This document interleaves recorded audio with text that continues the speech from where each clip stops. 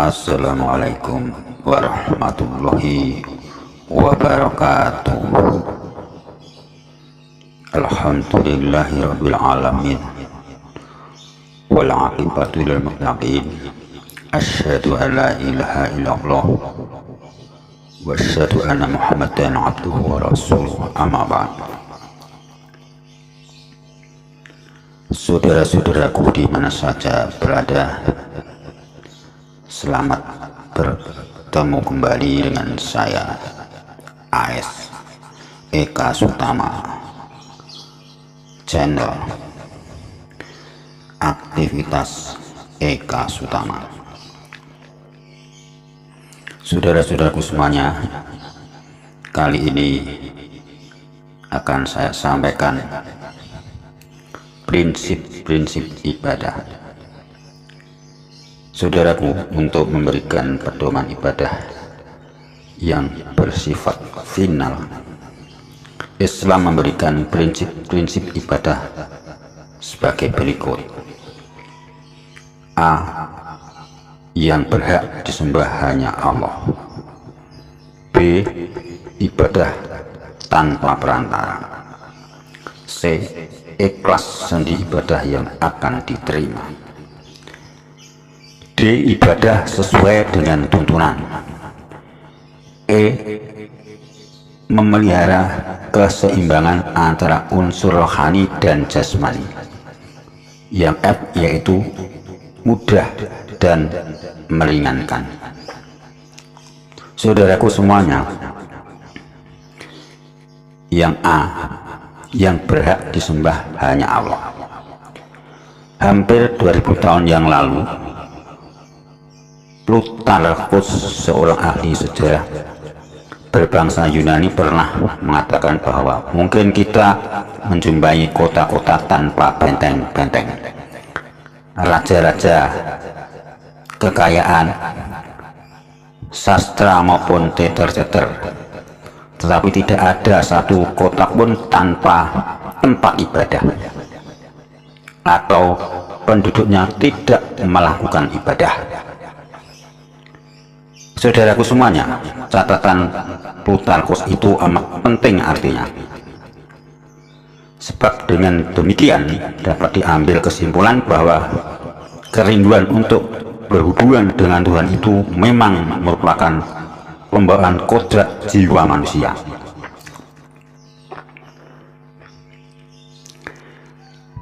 Tumbuh dari dalam jiwa manusia itu sendiri. Tapi suatu kenyataan pula bahwa tempat-tempat ibadah yang terdapat di mana-mana menunjukkan adanya keanekaragaman tentang siapa yang dituju dengan ibadah itu dan bagaimana pula cara melaksanakannya. Yang demikian membuktikan pula bahwa keanekaragaman itu tidak berasal dari satu sumber, melainkan dari banyak sumber, yaitu manusia yang beraneka macam kecenderungan jiwa dan cakrawala berpikirnya. Saudaraku semua, sebagaimana telah disebutkan, dari segi inilah kita dapat mengetahui betapa pentingnya Allah mengutus Rasul-Rasulnya, yaitu untuk mengarahkan pembawaan kodrat jiwa manusia itu agar dapat menuju atau menunjukkan ibadah kepada Allah, Tuhan yang telah menciptakan manusia dan dalam alam seluruhnya. Tidak beribadah kepada selain Allah, karena hanya Allah sajalah Tuhan yang berhak disembah. Di sela-sela waktu kosong dari para rasul, manusia mudah lupa dan menyeleweng dari ajaran para rasul pada waktu lampau.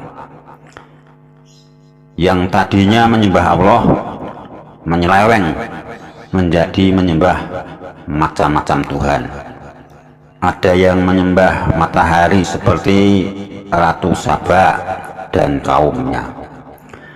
Semasa dengan Nabi Sulaiman, ada yang menyembah berhala, menyembah binatang-binatang, menyembah manusia hidup atau mati, menyembah jin, menyembah kayu, dan lain sebagainya, dan lain sebagainya.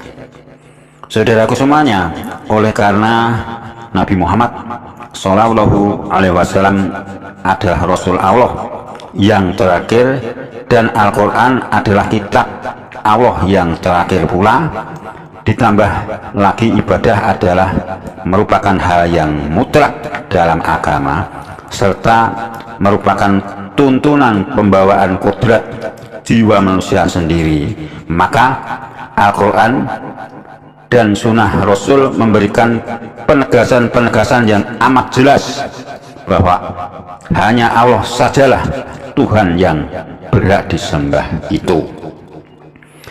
Banyak ayat Al-Quran yang memberi penegasan demikian.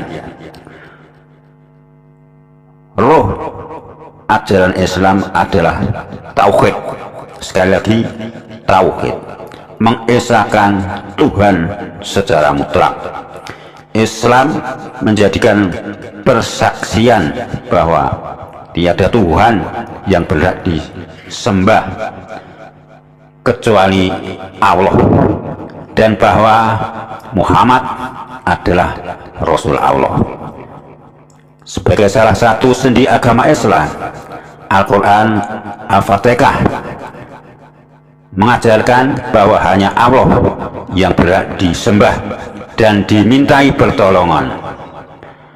Al-Quran Surat An-Nisa 36 memerintahkan agar orang menyembah hanya kepada Allah. Jangan ada sesuatu pun yang disekutukan kepada Allah. Al-Quran Surat An-Nahl 36 menegaskan bahwa ajakan beribadah hanya ditujukan kepada Allah itu janganlah yang menjadi inti ajaran para Rasul Allah semuanya.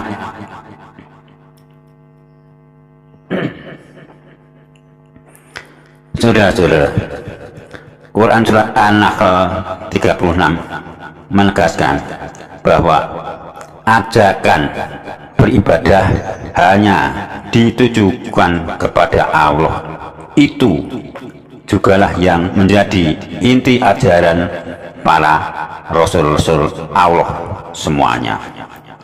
Itu saya tegaskan.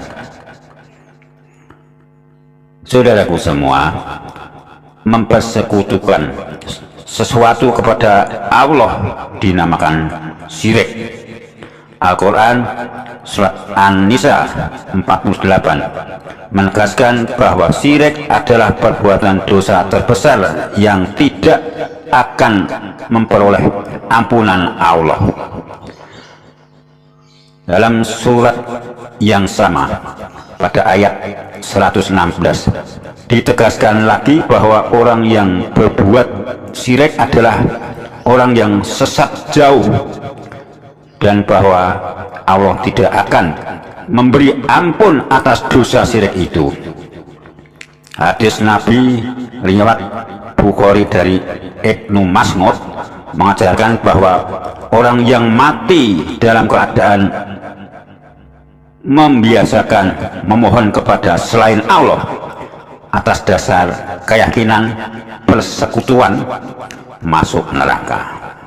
Hadis Nabi riwayat Muslim dari Jabir mengajarkan bahwa orang yang mati dalam keadaan tidak menyekutukan sesuatu kepada Allah masuk surga, dan orang yang mati dalam keadaan menyekutukan Allah masuk neraka. Dalam Al-Quran Surat Al-Araf 194 diajarkan bahwa selain Allah, semua yang ada di alam ini adalah makhluk-makhluk seperti manusia juga yang tidak berhak disembah. Manusia adalah makhluk Allah yang kehormatan. Sekali lagi, manusia adalah makhluk Allah yang berkehormatan dan mempunyai kedudukan yang utama dibanding dengan makhluk-makhluk Allah lainnya. Oleh karena itu, apabila ia menyembah kepada selain Allah, menyembah kepada sesama makhluk Allah, malaikat, jin, sesama manusia, binatang, benda-benda langit, kayu, batu, roh-roh, dan sebagainya, berarti menurunkan derajat kemanusiaannya yang diberi tempat demikian tinggi oleh Allah Subhanahu wa Ta'ala. Saudaraku semua, Islam menutup rapat pintu-pintu kemusyrikan. Oleh karena syirik adalah dosa terbesar yang tidak akan memperoleh ampunan, sebab menyinggung keesaan Tuhan.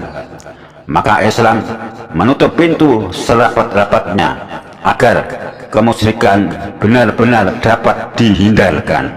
Nabi dengan keras melarang kaum muslimin keterlaluan dalam memberikan penghormatan kepadanya.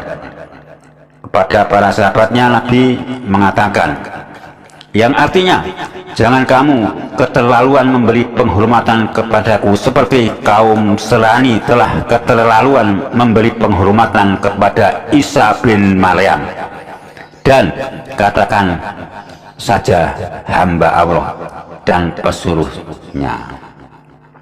Hadis riwayat Bukhari Muslim. Hadis riwayat dari Nasai, Anas mengatakan bahwa pada suatu ketika ada orang-orang yang menyebut Nabi yang bernada penghormatan melampaui batas, yaitu dengan kata-kata ya Rasulullah, ya khairana, wa ibna khairina, wa sayyidina, wa ibna sayyidina. Wahai utusan Allah, wahai orang-orang yang terbaik di antara kita dan anak orang yang terbaik di antara kita, Tuan kita dan anak Tuan kita. Mendengar sebutan-sebutan semacam itu, Nabi mengatakan, wahai umatku, katakanlah apa yang ingin kamu katakan, tapi jangan sekali-kali katamu dijerumuskan setan. Saya adalah Muhammad, hamba Allah dan pesuruhnya.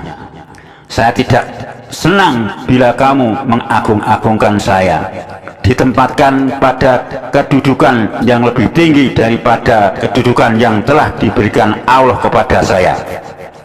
Dalam salah satu riwayat dinyatakan bahwa Nabi mengatakan juga, As-Sayyid Allah la baraka wa ta'ala, yang Tuhan adalah Allah yang memberi, biarkan dan maha tinggi. Maaf, As-Sayyid Allah la baraka wa ta'ala, yang Tuhan adalah Allah yang maha memberi barokah dan maha tinggi. Pada suatu ketika terjadi pula ketika Nabi datang, pada saat menghormatinya dengan berdiri, kemudian Nabi menyuruh mereka duduk dan mengatakan, jangan kamu menghormat dengan berdiri seperti orang-orang Ajam yang menghormat raja-raja mereka dengan cara berdiri. Hadis yang diriwayatkan oleh Bukhari Muslim. Saudaraku semuanya, saya pikir sampai di sini dulu.